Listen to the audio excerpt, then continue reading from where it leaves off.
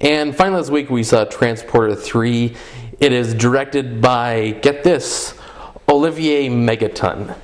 And it is the third of the Transporter series, still focusing on Jason Statham's character named Frank Martin.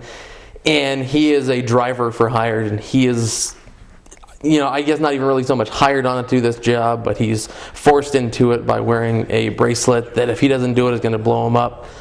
And I think the story is kind of irrelevant in these Transporter movies, because the reason for them is to see Jason Statham fight a lot of people, drive fast, do crazy things on bicycles and in cars and things like that.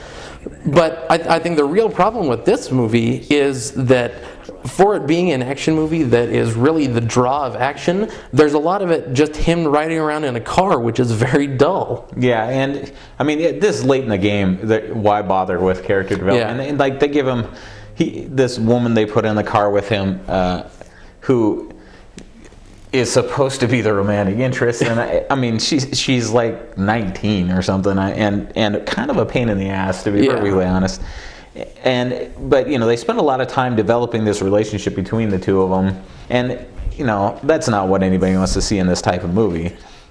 And like you said, the plot's not important, and that's essentially correct. Mm-hmm. He's done such crazy things in the other two, particularly the second one, that he's going to be able to start his car after it's been sitting at the bottom of the lake for a half an hour with a tiny little toolbox. A little bit of tinkering. Yeah. It's a great Audi commercial, I guess I put it that way. But I don't really begrudge it, all the crazy stuff that happens in it, because it's he's done it all before anyway. But for the movie to be as boring as it is, through most of it, that's troubling. Yeah, that's really the problem. The other Transporter movies, I've enjoyed them as action movies because they never tried to rise above what they were. They knew that they were mindless, dumb action movies, and people watched it to see Jason Statham fight people and flip his car upside down and scrape a bomb off of it. And this one really, I think, fell short in the action department. Yeah, still he does some pretty crazy stuff, like jumping his car onto a train, onto the roof of a train, and then later backing it up, and all kinds of crazy stuff. But the action wasn't enough action there, and it really was quite dull. And the romantic lead was kind of uncomfortable. I felt uncomfortable watching a number of the scenes, the striptease scene in particular.